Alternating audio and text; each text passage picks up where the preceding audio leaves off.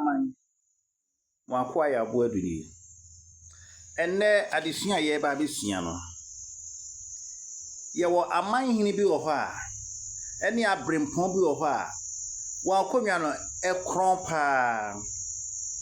na enso nya abusua baako ene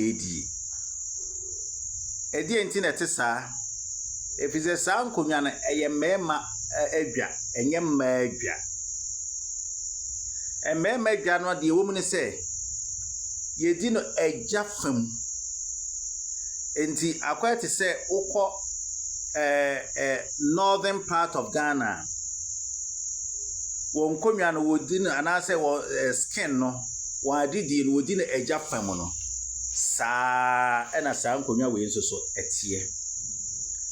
enti saa nkonwa no eno bi ena mebeka ho ase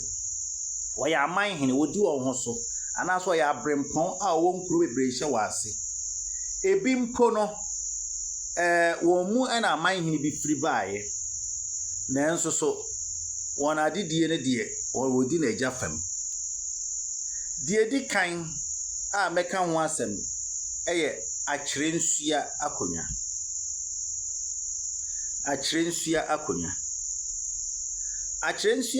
eye akonya bi a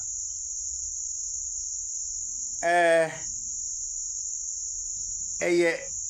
yedi no agya fam ebise wonyina ye atukotenafo ena wokokotena ho na ye Asante ekon a woko ekofa baabi ana abrimoro ene ne dom eye sefifuo ne bi enye sefifuo nyina wo sefifuo kakra bi baabi ana wote ebrise emre bi Asante ko akyemko na ekon no mu ena obaaye no na ekon na woni se wo ko adi nkunim no na abrimoro ene ne dom aba befa kumase abechi emmabunu nkwada e wo ho ene mma e wo ho bebre e de wo ho afa onomu eno nti ema ahemfu bi etu wo ho si ho ene woni abrimoro ekokonye na ebinom ye ahemfu ma obi se hia hene achampem hene on se wona edi animu ene ahemfu bebre enti wo free ho saa no na wo se onye nipa bi mo obo saa asase ne ho ban na wansa amwa won ho ama meko amfa asase ne biem ameha won eno na ma ebabi ti se akyerensua se wokokyekere saa kuro no enti akyerensua konwa no eye mema konwa enti akane no mpo na wo heman ka ho na emom na wotimi ohene bi a wotesu bia wotimi fa na yire se wona ye hema ekosi mre bi a akonwa no ebeye oman hene akonwa no oman hene akonwa de na wosi yenya ohema eno nti de baaye ne se abusua ohene ne frimo no na yayi oba a wosefata efri ho ama wono nso so aba abedi ohema se ohima wo ho no afiri mu dada senso wo mfiri mu dia one ne bedia enti saa na etie e wo ho no besi ne nyina e wo ho ti akyerensua konwa no enya abusua ba akodia de etosumi nenso se wo mpanimfo bi a wo na odi kan wo na asefo e ne di ade aha nya wo bia se obi a na kopre afei akonwa bi ti se achempem akonwa eya konwa e wo ho ma Asante hene ba be mapanin anase ne mamema no baako eno firi ho a hia hene anase konwa e fe se hia ese obi ba ne ho hia no eno nso ye Asante hene ene boss akonwa no a se de Asante hene o se tu ball a champion akonwa e ma nana obri ebo a eba saa na obo hia konwa no nso so ema na obri ebo aba etena so ansa na omo no firi mo omo nso so ema ebedi ade eno nso ye mema ede afe baako ene sabronum akonwa sabrono mu akonwa no nanse asabro no na emu ba ansa na galamsey no eno nso so patrilineal wona wokochichiri kuro no wo ma mema ene di ade ewo ho afei akonya ba ako a eno nso ye patrilineal a meka ho asem bantama konya kumasi kontri akonya esaya asante kofo enso so asante mai kofo akonya akonya na na ose tutu eboma ne yonko baafo amankwatia enti won nase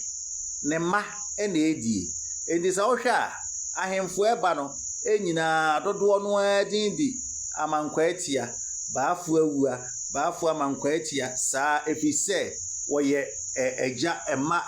asefo ha papa no anase nana baafo amankwatia odi kan no ne ma asefo ena edi bantama akonya enti we kire se mpo akan mamu no enye enkonya ni nyina ena eye enade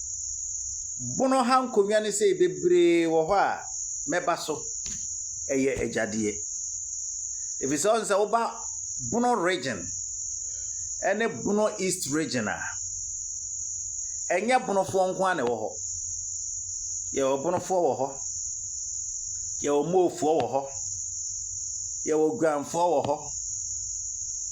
ye wo badufo wo ho ye wo nafanafo wo ho ano nafana na se fantra ye wo bandafo wo ho kasa huduo bebre kolangofo wo ho enam senti no wo mu dodo no ebinom wo mu binom eye ejade enti yebeba ni nyina so emrepam enti emabunu moma yensua saa nneoma nyina ade a yehuna ebeboa yen enti yeba ukuro mu de na afei yeka ho asem a no wa hu se sei na ade na tie me wo hu tumi se me kwapre akonwa anase me ni hu tumi yesua de no me nso me sua be firi mo ho ebi ana maka ukuro na nso me ka ukuro no se de wo wasi ate no woni me nhye da anya adwene wo ho kwan se wo frɛ me na wo tenetene me minim se ne America ne ye nokore na nso nimdie enini pa ba akotirim ebi nso so ana wonnim ukuro mu de mpa na asa wonti ukuro mu de na nso wo wonnim ukuro mu de wo betimi afrɛ me aka kyerem se me kuro mu ni we kuro we ma nti ye de na me ye ne yedi ho akonwa ye bonton we ana asisi na afei me wo ni nyina wo ho de me de akonfirm me de ne se eye no kore ane enye no kore na mabuze na he na wunya wo de efi se me de me nim ne hwehwemu a ma ye ne kyere me sisi na eye adesua aboa ye nyina me number wo betimi afre ama ye de edi nkomo e de aye bibia no eye 0535 691 884 0535 691 884 ebi nso so ade me ye ya wo fe wo obi amfidie a wo de beboa madwumadie na koso a akwanya ewo ho nyame nhyira mu nyina amen.